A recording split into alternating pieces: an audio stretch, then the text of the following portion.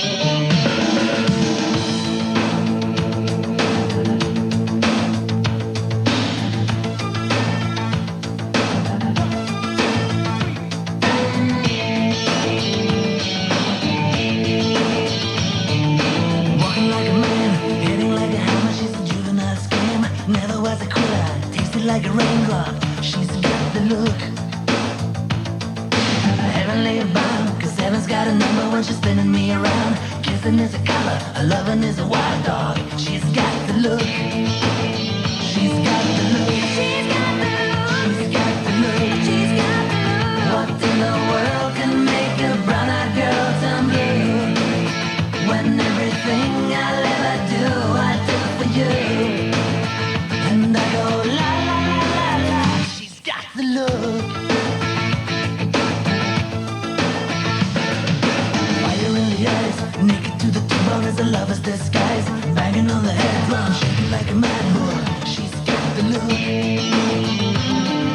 Swaying through the band, moving like a hammer. She's a miracle man. Loving is the ocean, kissing is the wet sand. She's got the look.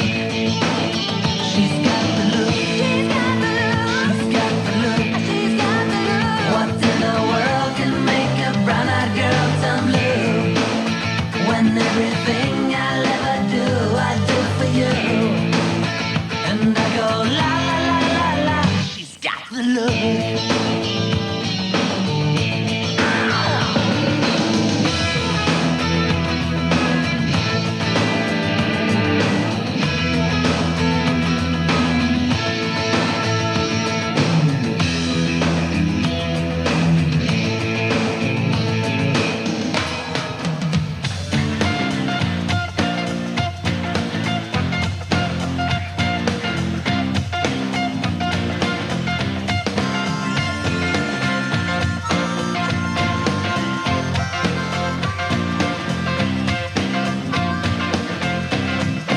Love's like a road that you travel on when there's one day and the next day gone. Sometimes you bend, sometimes you stand, sometimes you turn your back to the wind. There's a world outside the darkened door where blues won't haunt you anymore. With a brave heart free and lover's soul, come ride with me to the distant shore. We won't hesitate, break down the garden gate. There's not much time left today. Life is a highway. I wanna ride it all night long. If you're going my way, I wanna drive it all night long. Through all these cities and all these towns, it's in my blood and it's all around. I loved you now like I loved you then. This is the road and these are the hills. From Mozambique to those Memphis nights, the Khyber Pass to Vancouver's lights. Knock me down and back up again. You're in my blood, I'm not a lonely man. There's no load I can't hold. The road's so rough, this I know. I'll be there when the light comes in. Just tell 'em we're a survivor. Life is a highway. I wanna ride it all night long. If you're going my way, I wanna drive it all night long. Life is a highway. I wanna ride it all night long. Give me, yeah. You're going my way. I wanna drive it all night long. There was a distance between you and I,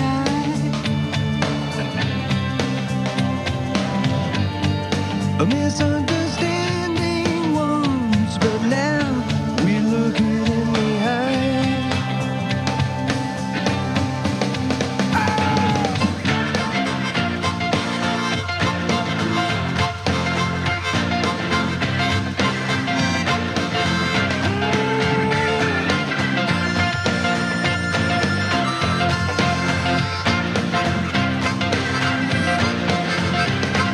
There ain't no load that I can't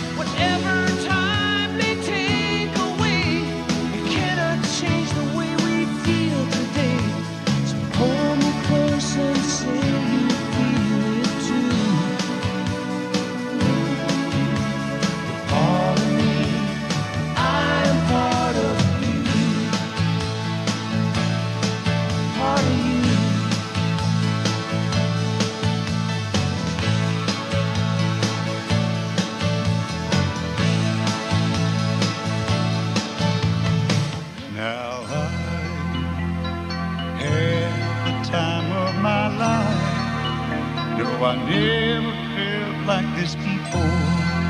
Yes, I swear it's a truth, and I owe it all to you. 'Cause I had the time of my life, and I owe it all to you.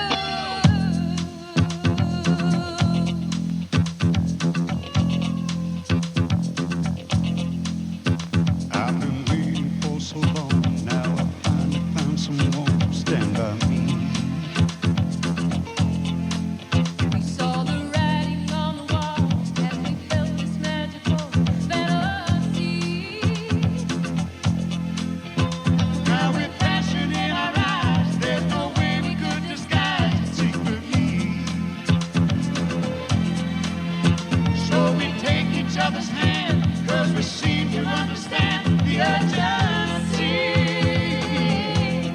Just remember, You're the one thing I can't get enough of. so I'll tell you something. This could be love because I had the time of my life. I never felt this way before.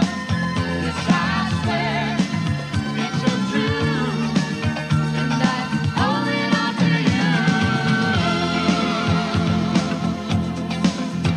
Hey, baby,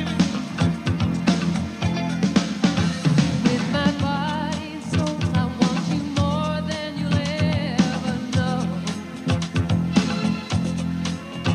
so we'll just let it go. Don't be afraid to lose control. No. Yes, I know it's on your mind when you say, stay with me tonight.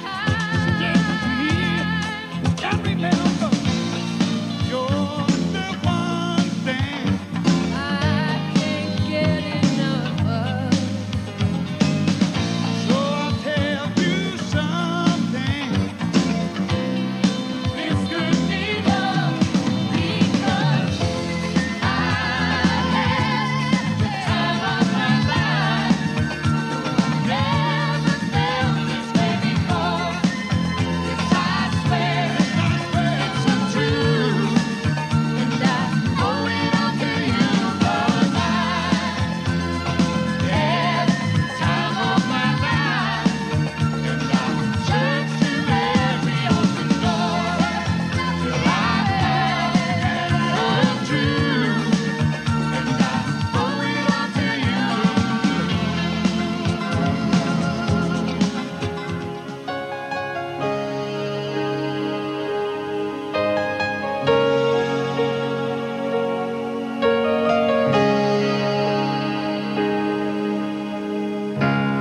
Look into my eyes, you will see what you mean to me.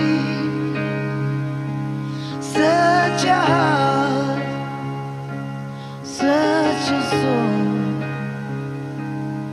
And when you find me there, you'll search no more. Don't tell me it's not worth trying for. You can't tell me it's not worth dying for. You know it's true. Everything I do it for you.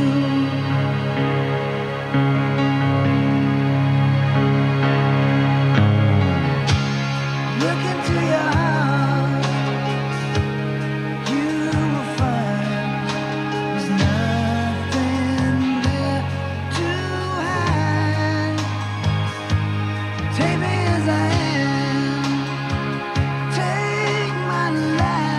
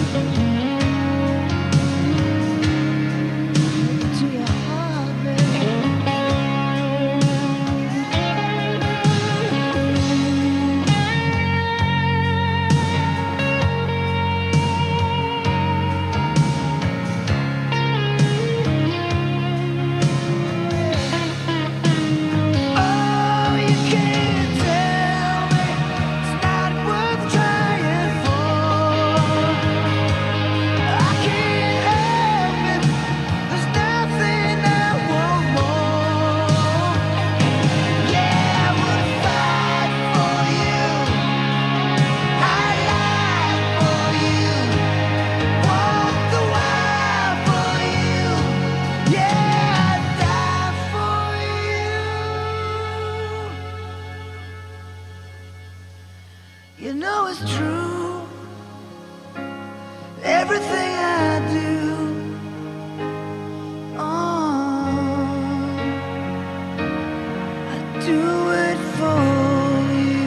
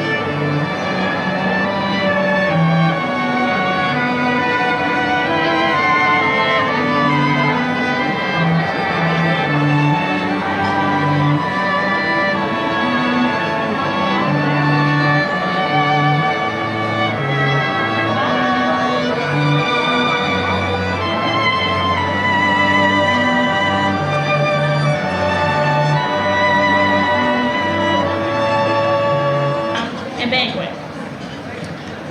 What yet? As in previous years, our graduation is alcohol and drug free.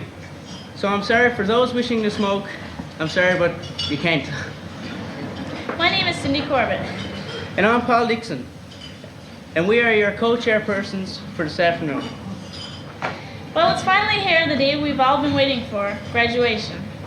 Our graduating class of 92 is the first one to begin and complete in our new high school. It's also the largest graduating class ever, 200. We'd now like to call upon the graduation choir to perform Follow Your Dream.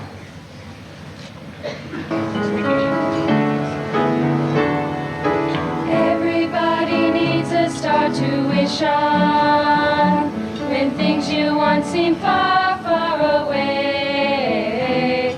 But you must always strive to keep your dream alive, 'cause what you long for can be yours someday. If you follow, though the road seems lonely, follow, no matter how far. Give it your best, you'll find success if you just keep your eye on the star. If you follow, though you're tired of trying, follow. Whatever you do, there'll come a time when you will find you can make all your dreams and your wishes come true.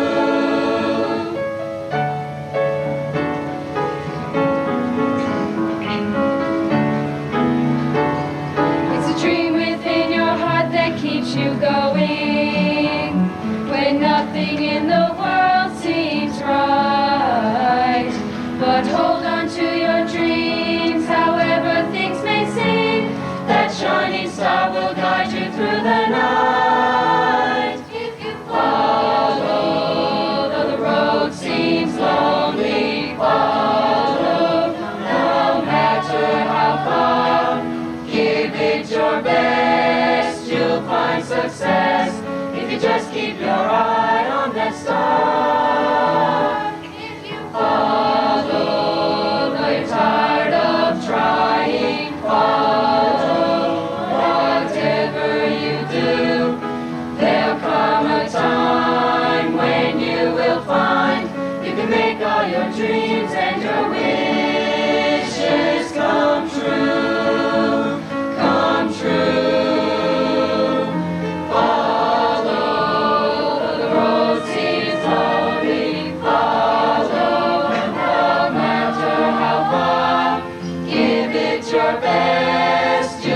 Success if you just keep your eye on that star. If you follow, they're tired of trying, follow. Whatever you do, there'll come a time when you will find you can make all your dreams and your wishes come true. Just follow.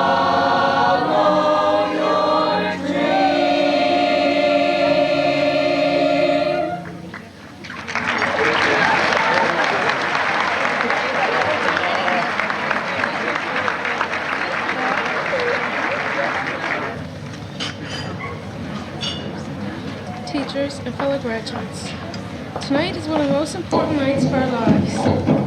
After all those long years of hard work and of course a little fun, we've finally made it. We are graduating from high school and are ready to move on to the next stage of our lives. But before we continue on with these ceremonies, I would like you to take a few minutes and think about an individual who is a very special friend of mine, Stephanie Scott. Many of us graduates here tonight still remember Stephanie as an intelligent and courageous student. She started school with most of us at Upper Gullies Elementary, and then graduated to grade 7 at Fred Kirby Junior High. She then continued on with us, sharing together many good and bad times.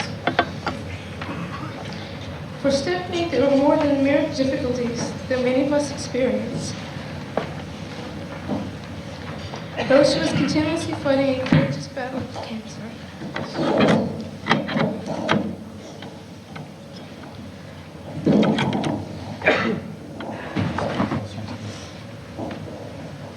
Unfortunately, in November of 1987, Stephanie lost his battle and died. It was something that was very difficult for us and our family to accept, since it was completely out of our control. Those of you who knew her will remember her as a beautiful, intelligent, and brave person who was so full of ambition.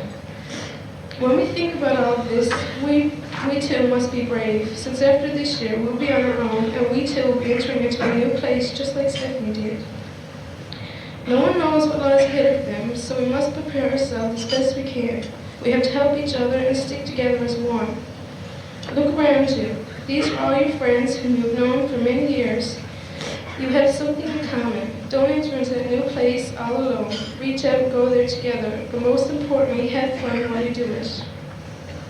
When Stephanie died, she left me with something that will stay with me for the rest of my life. That is, life is too short to be fighting and bickering at one another, and to be alone. What life brings to an individual is unknown, but you don't realize what you have till it's gone. On this special night, let us remember a close and courteous friend and cousin, Stephanie's Don Scott. Down from the earth so swiftly, just like a flower in bloom, so young, so pure, so loving, yet called away so soon.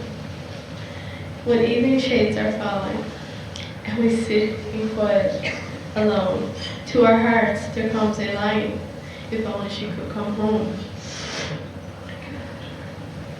Friends may think we have forgotten, when at times they see us smile, but they little know the heartache our smiles hide all the while.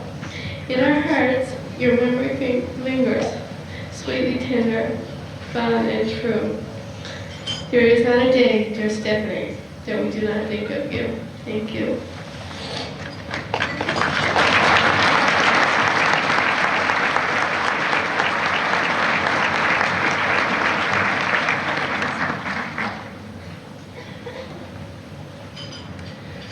I would now like to call on Reverend King to come forward and say grace.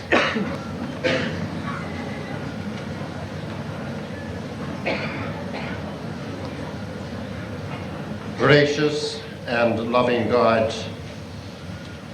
who celebrates with the achievements of your people, we invite your presence here with us. We thank you for your ever tender care of each one of these young people. We ask that the food we take may fill our bodies, that the fellowship we share may fill us with love and caring, and that we may always be filled with your presence. In Jesus' name we pray. Amen.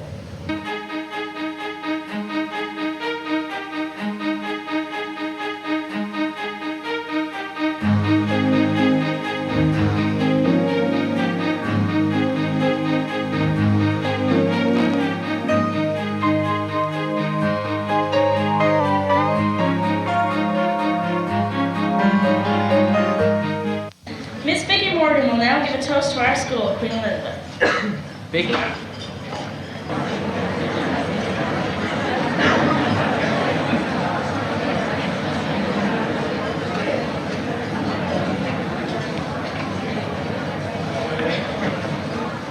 Good evening. As students, we have occasionally commented that Queen Elizabeth from the outside looks more like a jail than a school. And on a bad day, you might even hear some fairly convincing arguments to that effect. But in our more serious moments, we've realized that Queen Elizabeth Regional High School is a school to be proud of. It is one of the largest and most modern high schools in the province, with a wide variety of courses and co-curricular activities to choose from, and an excellent teaching staff. As graduates, we will all miss many things about our days at Queen E. Like walking by Mr. Payne's classroom and hearing, "Say yes," and nod your heads, as he tries so eagerly to get a response from a dead classroom. Or taking your time walking to your next class, only to be startled by Mr. Miller's voice bellowing throughout the corridor as he assumes hall monitor. and I wouldn't even attempt to mimic his voice. Or attending choir or band practice with Miss Rowe and experiencing her piercing eyes and other facial expressions as she gives you the clear message of, "What was that?" We'll also certainly miss Mr. Harvey on the PA every day, making sure each grade 12 student meets the 101 requirements to attend this senior prom. And Queen Elizabeth would not be complete without the cleaning staff, who always greet you with a smile, despite the mud that you just tracked in. The cafeteria workers who secretly let you pay for your lunch tomorrow. And the secretaries who listen to 75 students on the Friday before a long weekend, insisting they all have doctor's appointments. Although our appreciation for Queen Elizabeth may not be evident every day, pioneer spirit is very much alive. This was best demonstrated the past year when the school was broken into and vandalized. Damage to the music room was extensive, but the graduation committee, student council, and other individuals wanted to raise money themselves to help pay for the broken guitars. We all remember that sense of loss, that feeling that something we held very dear to us had been destroyed. Queen Elizabeth, with its very competent and supportive staff, its diverse and interesting academic program, its wide variety of extracurricular activities, and its friendly and fun-loving student body, has given us a lot of pleasant memories. It will continue to be a school which graduates can be proud of. So would you please stand with me to toast to Queen Elizabeth Regional High School.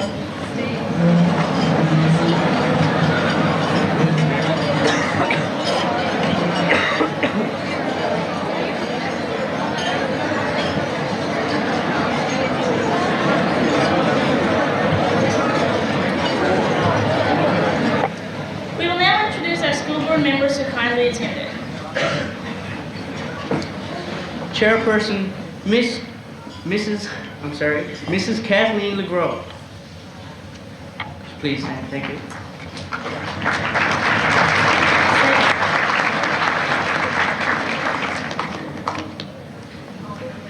Vice Chairperson, Mrs. Clarissa Hiscock and husband George.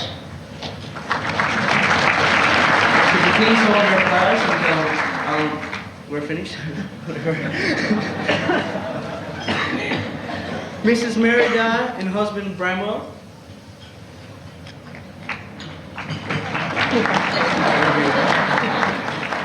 Mr. Eric Heron and wife Joy. Lieutenant Harvey Pritchett and wife Audrey. Reverend Miles Barney and wife Foxanne. Mrs. Valerie Ludlow and husband Keith. Mrs. Joyce Cow and husband Spencer. And last but not least, Mrs. Jean Andrews.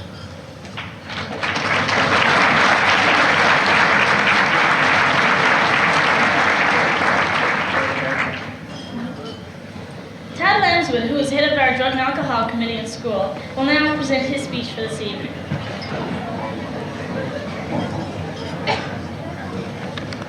Good evening, fellow graduates, parents, teachers, and guests. What do you think of when someone mentions safe grad? Does partying, laughing, and having fun come to mind? Of course not. It is usually thought of as a boring night without any fun. But it can be fun if we want it to be. For years, safe grad has been the title put on our graduation. Why are they called this? The only safe part of the whole night is the meal, the ceremony, and the dance for those who choose to partake. Once this is all over, most everyone leaves and breaks out the Labettes and Captain Morgan. A safe prom does not only mean not drinking or not doing drugs. It means saving lives, maybe your own. To make it enjoyable would be easy. We could rent a warehouse and have a party with a non-alcoholic bar, go on a boat ride at midnight, or go on a carriage ride through the park. The possibilities are endless. Consider the following story. It is May 23rd, 1992, the day Tony's been waiting for all year and really his whole life. It is his grad. He has his tux on his bed and is getting ready to go. He gets all cleaned up and dressed. He is ready except for one thing. He thinks he is too nervous, so he has a beer to calm his nerves. What's it going to do? It's only a beer, he thinks to himself. He and his date arrive at the hotel. Everything looks perfect, just how he hoped it would be. The ceremony seems to drag on, so finally Tony goes to the bathroom for a toke. What's it going to do? It's only a few draws, he thinks to himself. He and his date leave the hotel after the first couple of dances. They head to a party at their friend's house. Once there, he gets loaded. This doesn't take too long. At around 3 a.m., he leaves to drive home by himself. On the way, he hits a car and kills 2 people.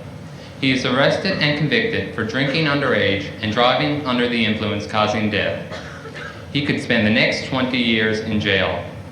His victims will spend the rest of their lives dead. Who could have imagined such a disastrous evening? Now consider this story. Anna is a friend of Tony's. She has been waiting all her life for her grad night, and she isn't going to let anything ruin it. She is ready to go, but before she does, she has a drink of water. They have a wonderful night. When the dance is over, they go to the waterfront for a moonlight boat ride on the harbor. It is perfect. They finish their boat ride and head to the warehouse the school has rented. It has a full bar, stocked with lots of alcoholic imitations and other non-alcoholic beverages. The music is great. They dance and talk until 6:30 in the morning. Finally, they go to Signal Hill to watch the sunrise. It is the most stunning sunrise she has ever seen in her life. A perfect ending to the most sensational night of her life. She will never forget it. Who could have imagined such a wonderful evening? Who had the better night? Can't we all agree Anna did? Queen Elizabeth pioneers were the first to have an alcohol and drug-free grad in Newfoundland, but I do not believe we were the first to have a successful one. To make this a real safe grad, we need the support of all the graduates. Let's make this safe prom a really enjoyable and memorable one. Remember, one drink usually leads to another, and there are always consequences when you drink. What good is a safe grad, or any other grad, if in the morning you cannot remember it? Safe grads will work if we really try to promote fun without alcohol or drugs. Remember, safe grads save lives, maybe your own. Thank you.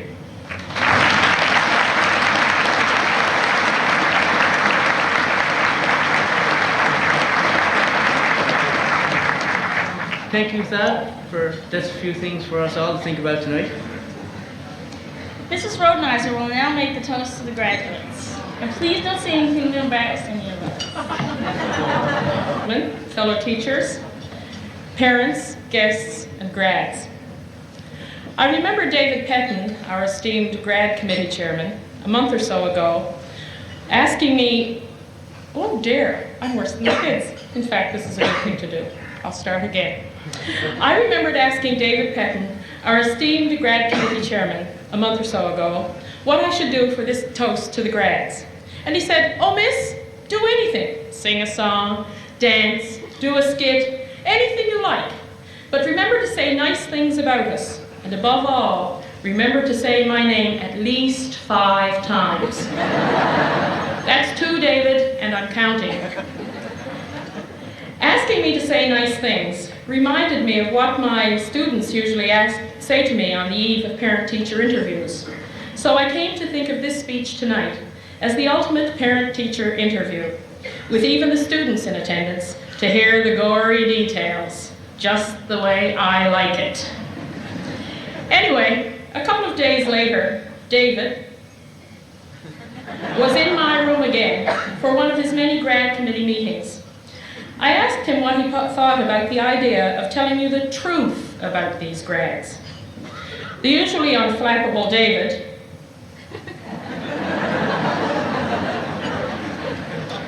paused for a moment, squirmed for a bit, and then blurted out, Well, miss, I guess we really could get somebody else. Too late, David. Anyway, the media would have you believe that young people today are a generation of unmotivated, self-centered layabouts. I do not agree. But what is the truth about these grads? I'm not going to talk about their academic achievements. We'll hear about all of those, and there will be many of them. The students in those exams is now largely up to them. And I must say, I did notice as I looked around tonight that quite a few of them have brought along a few notes and textbooks so that they won't miss one moment's study. I'm telling you, it's almost impossible to drag these people away from their academic pursuits. But hey guys, give it one night. Take a night off, just one. No, I'm not going to talk about their academic achievements. Instead, I'm going to let you in on some of the goings-on that I have seen and heard about, which have persuaded me to think that these young people are well on their way to becoming a fine group of decent, well-rounded adults.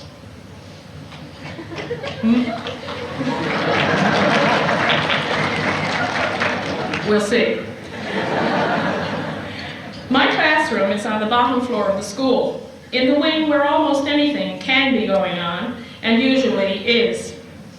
On any given day, you can hear the gentle sound of instrumental and choral music wafting its way through the music room door. That's the grad choir, practicing Andrea, Brandy, Richie, and Chris's lovely grad song, which you will hear later tonight. The music is punctuated by the occasional shrill scream, or soft sobbing, or perhaps even a gunshot. Never fear, it's just a rehearsal in the theater arts room next door, under the capable direction of Laurie Tilley. Out through the stage door, Lloyd Smith is climbing up the wall again, and hanging by one arm as he and Adam Evans adjust the lighting for the now famous Battle of the Bands, while Robert Crosby and Robert Carter are fiddling about with, I think this is what they are, boom boxes and amplifiers to achieve the greatest sound that ever was. On the other side of the curtain, in the gym, there's the satisfying funk as badminton racket and shuttlecock connect in preparation for the upcoming tournament. Leaving the gym and crossing the hall into the industrial arts room, there's the sound of sandpaper on wood and hammer on nail as Don Bishop repairs and refinishes his father's high chair when his father was a baby. Or as Holly Marsh puts the finishing touches on a set of corner shelves she's building. By this time, there's something going on in the home ec room. In one corner, Cheryl Walsh and Stacy Garland are busy turning out beautiful crafts. And the smells in that room? Homemade bread, rolls, hot cross buns, soups, casseroles, full course meals. My classroom is just across the hall from that room. But next year, I'm going to ask Mr. Harvey if I can move far, far away from that room. Because I have heard that some people can gain weight just from smelling food. And they've had a very successful year.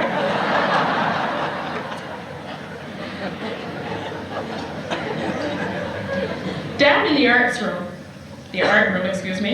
Jason Hussey is working on his acrylic painting of Macbeth, which, by the way, won first prize in the junior category for visual arts in the annual Provincial Arts and Letters competition. At another table there, James Aries is creating the logo for the badminton tournament and working on a cover design for next year's agenda.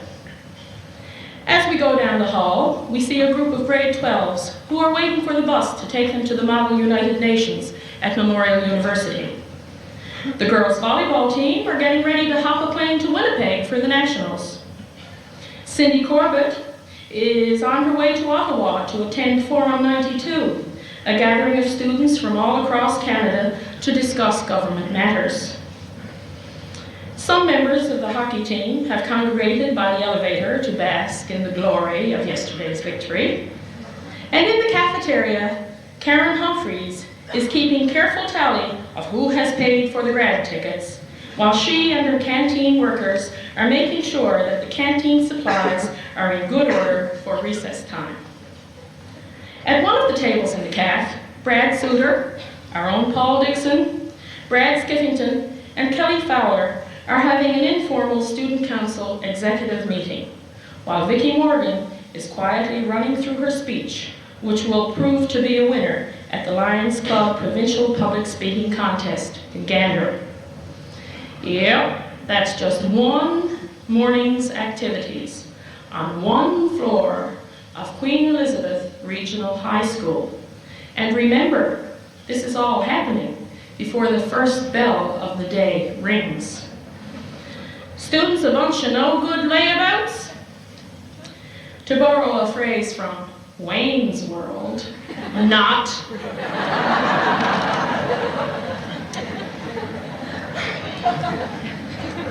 But it is not just in school that these grads are active.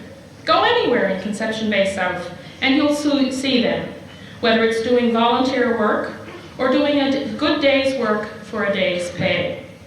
Attend an Army cadet function, and you are sure to see Monty Butt and Chris Lang standing front and center. You'll see Dina George, Carrie Goss, and Jeffrey Butt sharing their talents with their church groups. You'll see Jeremy Snellgrove on the baseball diamond, Toby Frost in the swimming pool, even though it is the Aquarina, and Kim Greeley teaching the fundamentals of sailing. Indoors, you will see Nadine Hollett teaching piano. All of these people using talents that they have developed over the years. Shop for your groceries, and it may well be Sonia Tucker or Marcia Parsons who will check them out. Too tired to cook? Visit the Colonel, and Jennifer Piercy will quickly and efficiently serve you. Cross the road for a donut, and there's Lisa Lair, courteous as always. Batteries running low? Need some computer disks? Joanne Bussey is at the local electronics store, willing to give you a helping hand. So you can see there is no shortage of initiative and drive when it comes to getting part-time jobs. But we cannot sugarcoat the fact that when these grads go to look for full-time jobs, they are going to have tough competition. Employment experts tell us that candidates who are most in demand are those who, besides having the appropriate training, also possess the ability to do more than one task at a time. That should be no problem for many of our students. At a lunchtime meeting in my classroom earlier this spring, I was witness to Dana Willer, Renee Warren, and Carrie Goss not only eating their lunches and exchanging ideas about the drug and alcohol skit, but also finishing off a bit of homework, studying for the next period's test, keeping an eye on who was walking along the corridor outside the door, and also predicting someone's future on tarot cards, all at the same time. Tony Locke is another example of a person capable of what in the computer world is called multitasking. I mention the computer world because Tony spends a great deal of time in the computer room. In fact, he spends a great deal of time inside the computer, while at the same time being able to whip off a 95% in the math skills inventory test for Mum, and also delivering the most convincing imitations of Queen Elizabeth's teachers that I have ever seen. I tell you these things lightheartedly, but there is another side to it. It is a fact that for some students, life is often a juggling act as they try to balance school, family, and job responsibilities with a healthy measure of social life thrown in as well. Great preparation for the adult world, I'd say. Knowing what job to train for is a difficult task in these days of economic uncertainty. But I think that our grads have a realistic approach to this problem. Most have decided that high school is just the beginning, and they will continue their studies at another institution. Some are still wondering exactly what they want to do, while others have a definite goal in view. For example, Corey Fowler wants to drive an 18-wheeler. Jennifer Mackey and Krista Horwood have no qualms about starting their own clothing business for tall women. Hey girls, if you've got it, flaunt it. Todd Lanswood sees a bright future in food preparation, but Todd, watch out for the seal soup. Jennifer Butler has already been involved in the Women in Science and Engineering program, and Jeff Barnes and Tanya Baird are headed for military careers. Good luck to you all. I would, however, suggest that Rod Meadus think long and hard before he embarks on a singing career. I heard him singing during the intermission of the drug and alcohol seminar when he thought no one was listening.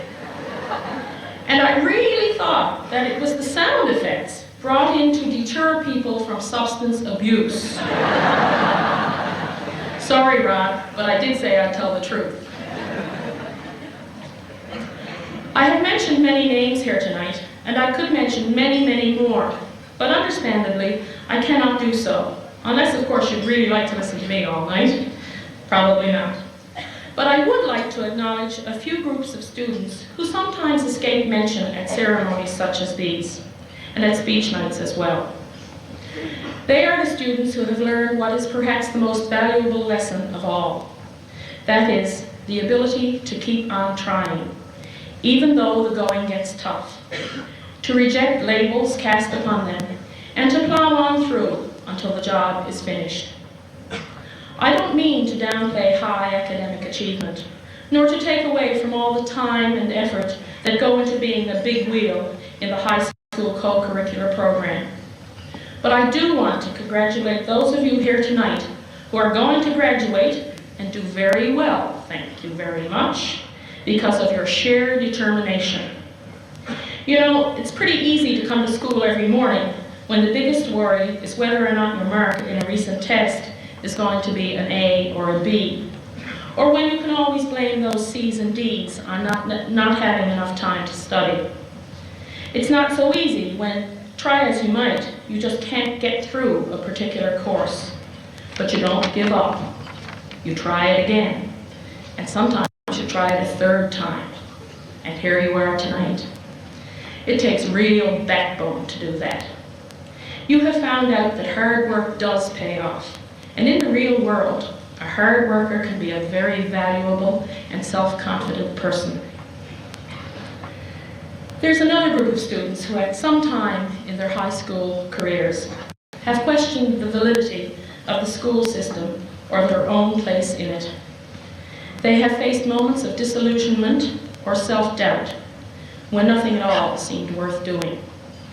They have worked hard to get back on track, to see the brighter side, to believe that the future will be a happy one for them, and they are succeeding by sheer strength of spirit.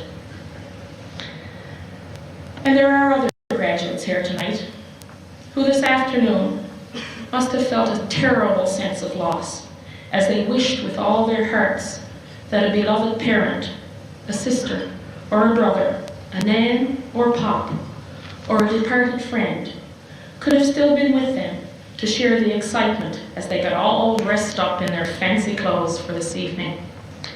We can only admire them for their courage and strength. As I was preparing this toast to the 1992 grads, I realized that I would be speaking not only for the teachers of Queen Elizabeth, but also for the many teachers who have taught them for the past 13 or 14 years. We have all watched them as they have progressed from being the eager little boys and girls who labored over the intricacies of upper and lower case printing, to becoming the young men and women who are now trying to master the mysteries of trigonometric identities and iambic pentameter. Remember those little boys and girls in kindergarten? Remember how they would arrive home with a very important piece of mail, the school newsletter, carried very carefully in their book bags? I'm not sure that these grade 12s are still such conscientious mail carriers, and the newsletters now announce meetings on drug and alcohol awareness, career choices, and safe sex. But one message on them has remained the same: that the education of these young people is a joint effort, that hopefully teachers and parents will continue to work together for the overall good of the student. At no time has that sentiment been more true than it is right now, as we, the teachers, join with you, the parents, in sharing the pride, the hope, and the confidence that we feel as we look at the graduates here tonight. They're bright, they're beautiful, and they're ours. We wish them all good things. So I ask you now to stand and raise your glasses in a toast to the 1992 graduates of Queen Elizabeth Regional High School. To the grads.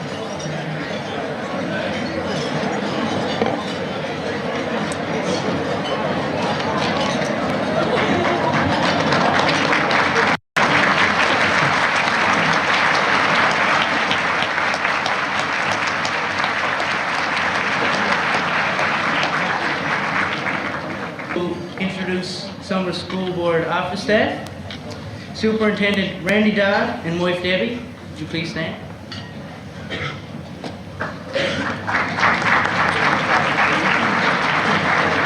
Assistant Superintendent Ross Record and wife Maxine.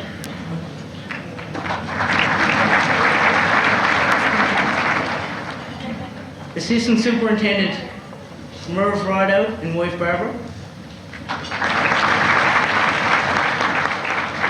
And Business Administrator Gordon Ivany and wife Yvonne.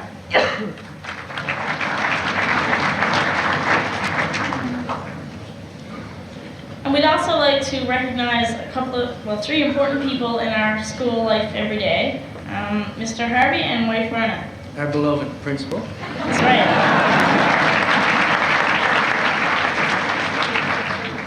Vice Principal Keith Wilson and wife Elaine.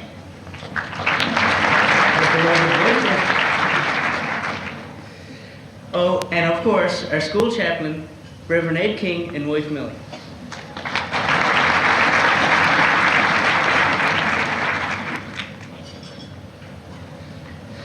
Our grad theme song is Today's Dreams, Tomorrow's Reality.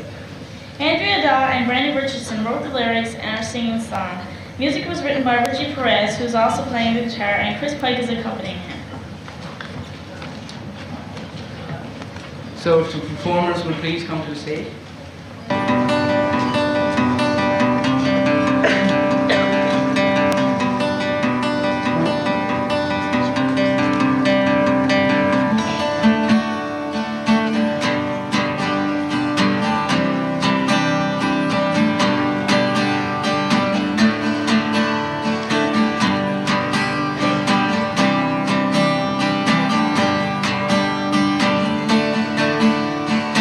Joy is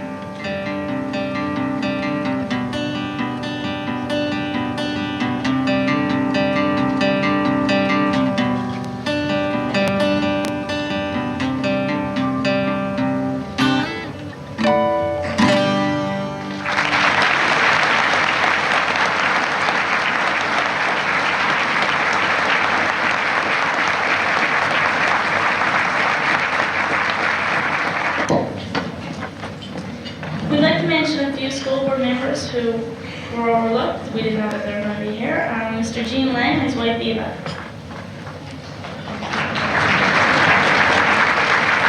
Also, an excellent performance by Brandy, Andrea, Chris, and Richie. It was excellent. All the work was done by them. Well, me and Cindy are out of cue cards now. Tell everybody. Tanya Lush is now going to make the toast to the parents. This-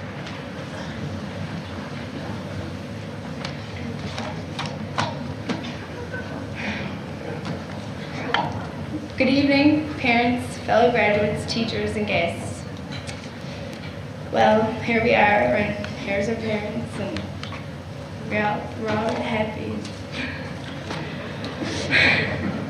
Well, my dad couldn't be here with me tonight, but I'm thinking about him. He couldn't be here in body, but he's certainly here in my heart. So while I'm saying this, I'm going to be thinking about him, so if my voice starts to shake a little, understand. Our parents love us unconditionally. They teach us and protect us as babies, discipline, guide, and encourage us as young children, and grant independence and instill values in us as young adults. They are a loving foundation on which the home is built. Our parents are the most loving teachers we will ever know and the most understanding judges on this earth. As children, we went through many stages that I'm sure all the parents here can identify with. When I was a toddler, I would always say to my mom, I was going to buy a dress when I was 40 and marry my dad. Mom would smile and laugh, knowing that the young man I brought home would have little resemblance to dear old Dad. Later it was the running away stage. Like all parents and children, we've had our battles, and at the ripe old age of 8, when not getting my own way, I would decide to run away from home. I would be walking down the road, and my father would be yelling out the dining room window at me. "You get back here in this house," he would say. And being a stubborn child, I would flatly refuse. But by the time I would get to the bottom of Neil's line, I would always decide to head for home. I'm not sure if it was because I was scared of Dad, or because I missed him and Mom. Maybe it was because I forgot my blankie, but I would never get very far. Mom, from the time I was the age of 3, you instilled in me to reach for the stars and hold fast to my dreams.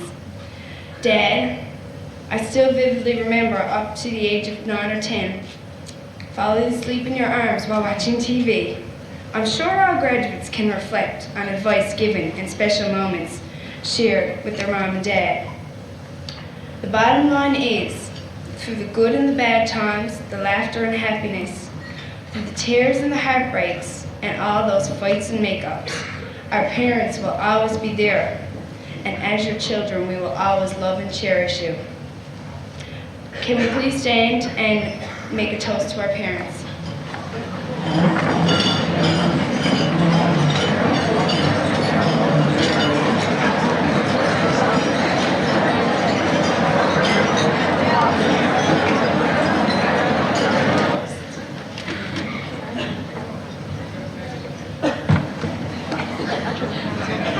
We all know that. Great. Good evening. I am honored to respond to Tanya's toast to the parents. Tanya, I peeked into your room last night. I went in and sat on the edge of your bed for a while. I hope you don't mind. I know you do not want me to tuck you in anymore, but I miss those few minutes we shared every night, the tickles, the hugs, and all the good nights. You have grown up so fast. Wait for me. I am not ready for all the changes. Mothers and fathers have a hard time letting go. I finally have the time to play and you don't want to. In so many ways it is great when we can do different things together, but I just didn't realize how much I would miss all those other times. Excuse me. In a way, I'm fortunate to have your 7-year-old brother David, who you refer to as a pain, but for me I can relive some of the wonderful memories you and I shared in your early childhood. I look around your room and I note the changes. From your old room being aglow with flowered wallpaper, overflowing with stuffed animals, Barbie dolls, your adopted children, Wendy, Heather, Isabel, Jennifer, Susie, and Adele. I am sure every parent will remember the shoving, pushing, and lineups to secure a Cabbage Patch Kid for their daughter or son. Your old flowered wallpaper has long gone. Your Barbies, adopted children, and stuffed animals have long been put away. Parents, just a thought. I wonder what it would be like to outgrow our children. Yes, your room has gone through many changes. More important now is the boring, the car, long telephone conversations, and a do not disturb sign adorns your door. I know you want to be your own person, to be independent, but funny how we as parents want to remember and talk about the first steps, the first words, and other first accomplishments. We want to remember the last time you said mommy, and the last time we rocked you on our knee. You now have pressures of which we never dreamed, and you have tough decisions to make every day. It is too late now to start teaching you right from wrong. You are growing up and mommy and daddy can no longer fix all the hurts you will experience. A kiss and a Band-Aid will no longer remove the pain. Your world includes people I do not know. I can only hope and pray that you will have the courage to stand by your convictions, that you will live life to the fullest and make this world, your world, a better place in which to live. If I may conclude with the words of Henry David Thoreau, if one advances confidently in the direction of his dreams and endeavors to live the life which he has imagined, he will meet with a success unexpected in common hours. If you have built castles in the air, your work need not be lost. That is where they should be. Now put foundations under them. Tanya once wrote these words: a dream is a foundation, a building block, a cornerstone, and if you add and invest in the beginning, this dream will become what it was intended, a reality. Do not wish to be anything but what you are, and try to utilize your potential to the fullest. Thank you.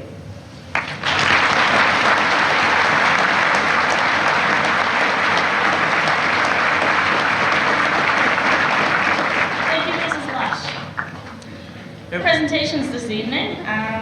Those who are presenting know, so we're going to hand it over to the graduation committee, and they're going to come up. It's just going to be a quick thank you, clapping, and it's going to be all the fun presentation. Yeah, that's right. And then Mr. Harvey will present the Progressive Pioneer Award. In 1992, I would now like to call upon Reverend King, the school's chaplain, to accept this plaque as a token of our appreciation for your participation in our school throughout the entire year, and also for your concern, support, and guidance at those times when it was needed. As well, I'd like to thank you, Reverend King, for taking the time to share this special occasion with us. Reverend King?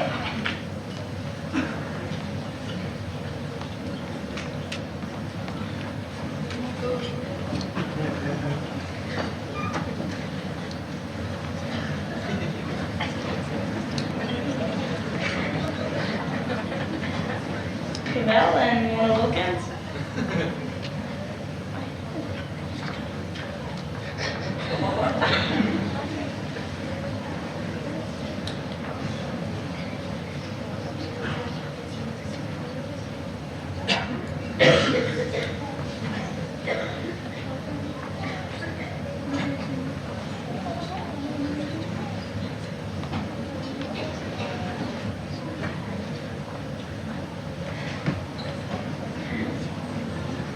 Okay, on behalf of all the graduates tonight, I would like to give you a sincere thank you for making the cake tonight. You did an excellent job. Thank you very much.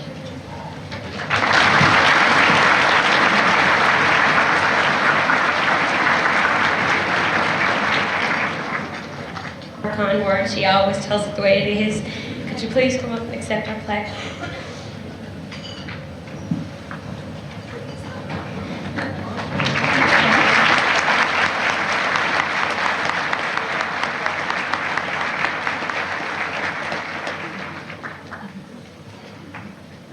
After the graduating class of 1992, I would like to take this opportunity to thank Mrs. Lush for her kind words this evening, and once again thank our parents and family for all their support throughout our high school years. Mrs. Lush?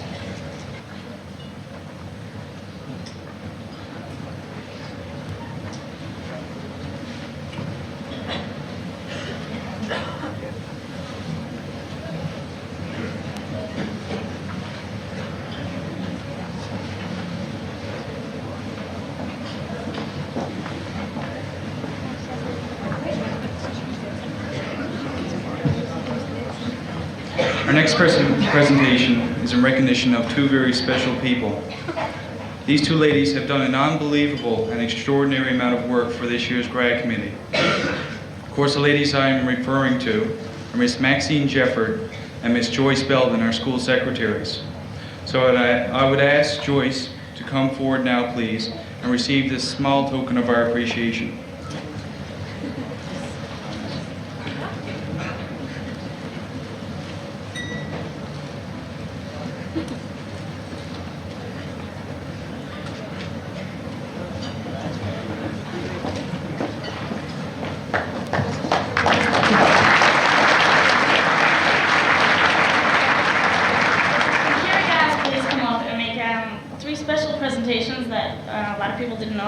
These are for our grad committee, and they worked really hard this year for us. We raised the most money that anybody ever did, and they made this all possible tonight.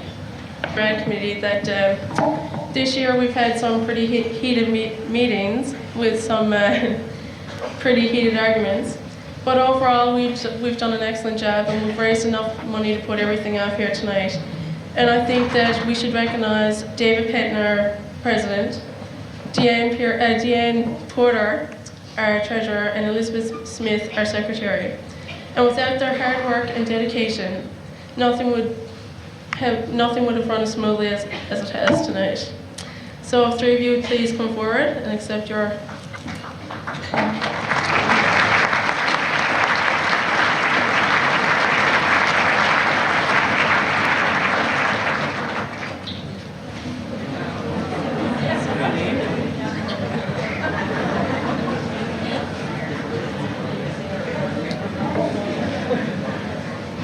Did you like that kiss?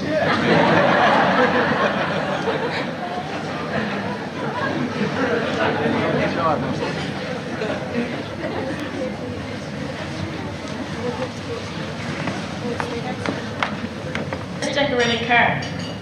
Decorate a car that was judged up in Seal Cove at the trade school. So if I call upon Mr. Doug Cruz to present us with the envelope.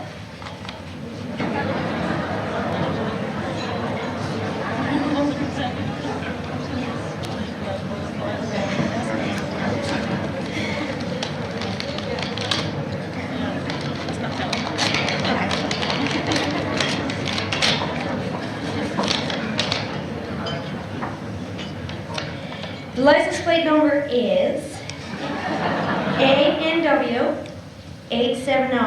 And Mr. Cruz says, I believe that is Robbie Greenslade.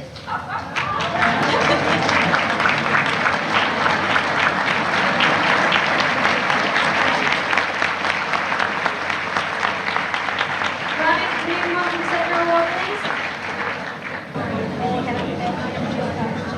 Yes, I saw that.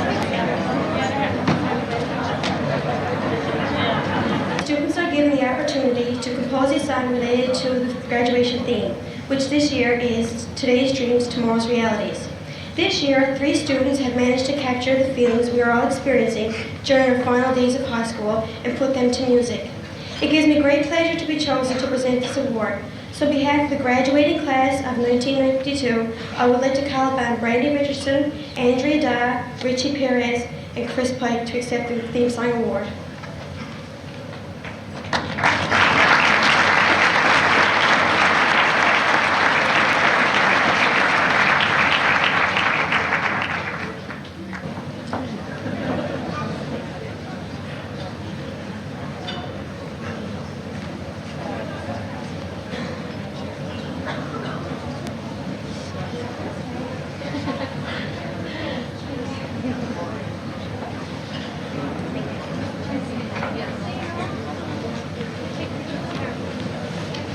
Committee, we would like to pay special thanks to our teacher sponsor, Mr. Harvey. His time, dedication, and patience has been greatly appreciated. He made it through our tough meetings as he guided and supported the decisions we made.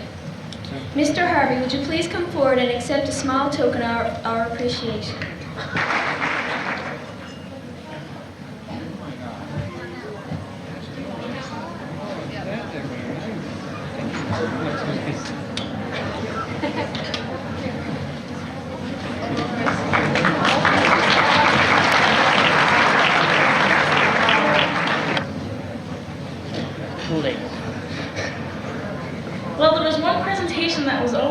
out, which is very, very important. And I don't know if somebody was supposed to present it or not. If anyone was supposed to present something to Mrs. Rowe, would they like to come forward?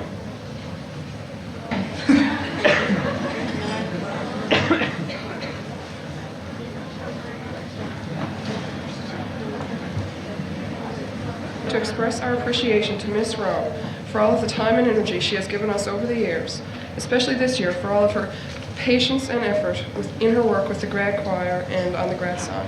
Ms. Rowe?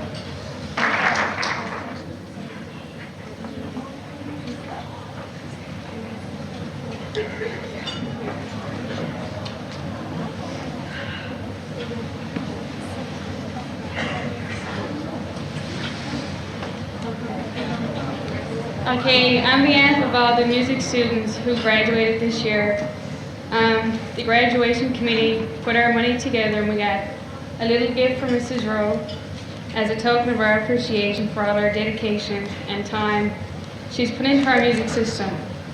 Sometimes it's overlooked, but I tell you, she puts a lot of time into it and she's well deserving of this gift.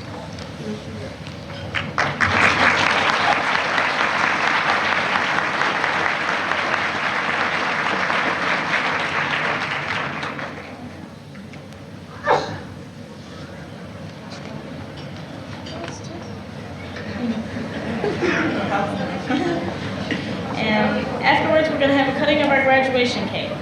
And then pretty much that's it, except for closing prayers.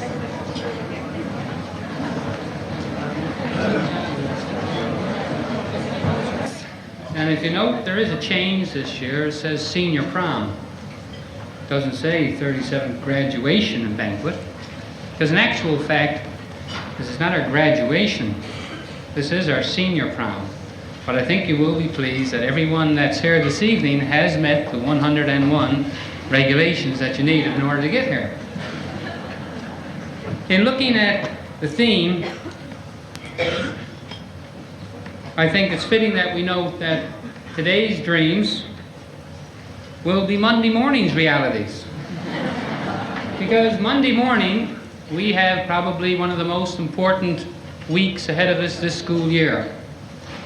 And I'm just going to take a second to impress upon parents that, yes, we do have regular classes next week, and we do have regular classes the 2 days before exams. And those days are probably the most important days of the year because it's the time when teachers actually go over things that could be on some of the public exams. So when they wake up next week and they say, well, nobody's going in today because, you know, we're not doing much, they're lying. Okay? And if he's home in bed and Paul Porter's trying to convince his good mother that there's nothing going on, Mom, I swear, I can take the truck and go to town. They're not going to miss me. He's lying, Mrs. Porter, if he says it. He should be with us. Reverend clergy, Mr. Daub, Mrs. LeGros, staff, special guests, parents and graduates. Safe grad. Is it just a topic or is it just a theme? What is the parent's responsibility in safe grad? I couldn't help tonight but listen to Todd's speech very carefully. It was excellently put together. But I think there's one thing we should realize as parents, that where our sons and daughters go in the evening, on grad night, or any weekend, is our responsibility to know where they are. I heard last week in the news, a school mentioned that their grad didn't go very well, that some students had done some damage. And I thought it was very unfortunate that the school's name was mentioned. I thought it unfortunate that the students' names weren't mentioned. Because in actual fact, if 6 or 7 students decide to spoil the evening for their families and themselves, they are not disgracing Queen Elizabeth Regional High School. Look around you, folks. You have some of the hardest working, brightest young minds in the province with you. Nobody can disgrace this school. It is impossible. But if you make a wrong decision tonight, let's hope that you've made it with your parents' knowledge. Where you go after 2 o'clock in the morning when this dance is over is your parents' business and yours, not mine.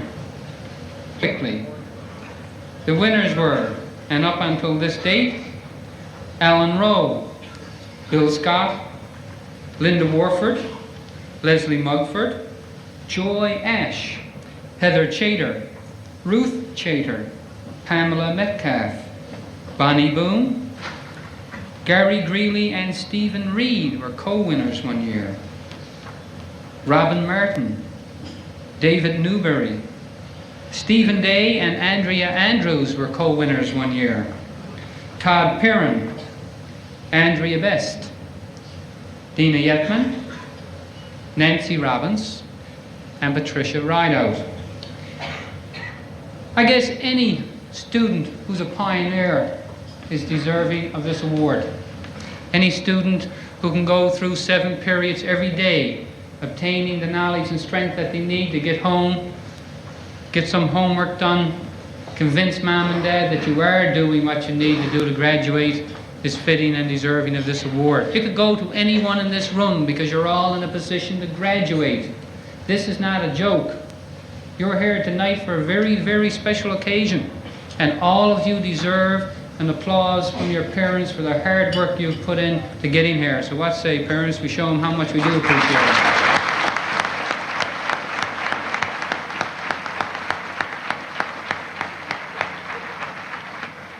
And it's unfortunate that only one person is recognized, but it's also fitting because these people are leaders of their classes.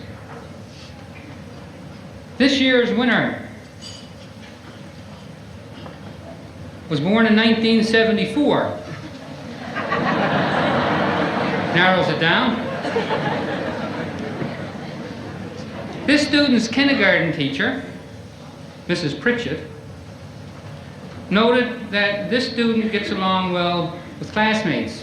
Probably one of the only reasons I keep CUME records in school is so that this time of the year I can go through them and find out what their kindergarten and grade 1's teachers say about them. And it's well worth it, I tell you. In grade 2, Mrs. Wells noted that this student worked independently, was very helpful to others, and can be relied upon to take responsibility. Imagine in grade 2. My mother wouldn't give me any responsibility until I got married. And I'm still not certain if she gives me any time. Every time I see her, Grad, you're thinking, aren't you, that, there's can't wait to get out of the house, right? Highly imaginative. In grade 6, Mr. Barfoot noted that this student was an excellent student in all areas of language in particular. Grade 7 to 9, this student was considerate, worked well with other students and teachers. Grade 10 to 12. About the only thing I could say that could sum it up, that this student is a pioneer. You talk to our graduates that you meet on the street or in the work, and you tell them that they're pioneers, and it brings a smile to their face because they know what it means to be a pioneer. We're a very well-disciplined school. We're a very rigid school in many ways, but we're also flexible, and pioneers know that. Academically, this student is an honor student, involved in numerous activities, worked on the grad committee, worked in the yearbook, on the newspaper, on the math team, in our choir, was one of our representatives to the Model UN. It's on the dance committee, the student council. I'm starting to wonder where this person got the time to go to classes. Was on our interchange of Canadian studies. It's in the jazz band. This young lady went to the Shad Valley project representing our school in our district. Was in the school band and the triple trio. This young lady's maturity, dedication, and excellent academic achievement and outstanding involvement in our school's co-curricular activities would make her a superb choice for this year's Progressive Pioneer Award. Before I announce the name, I'm going to read a poem to the graduates, which could apply to all of you for making it this far, and when this young lady comes forward, she'll represent the group for you. I have a premonition. I have a premonition that soars on silver wings. It's a dream of your accomplishments, of many wondrous things. I do not know beneath which sky or where you'll challenge faith. I only know it will be high. I only know it will be great. I'd ask Miss Vicki Morgan to come forward and receive the Progressive Pioneer Award.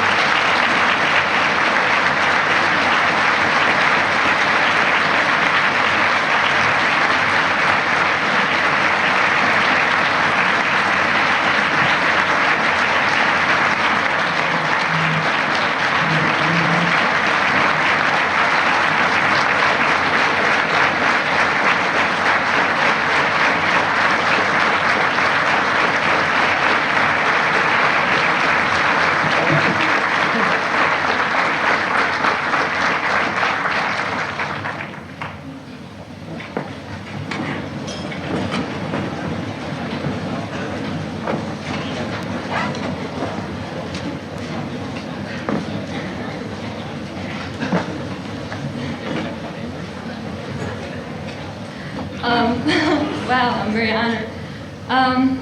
Without sounding too corny, I guess, I'd really like to thank my parents, Sandra and Agnes Morgan, and a teacher, Miss Rowe, that's an excellent role model for me, and a former vice president, Mr. Best, that has always given me that push, and I mean, his help with public speaking is enormous.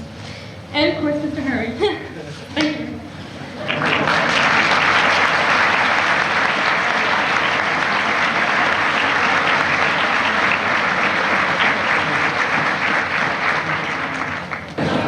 Well, congratulations, Vicki. It's well deserved. That's from my dad. Mr. David Blunden and Miss Kirsten Cavell are now going to cut the graduation cake.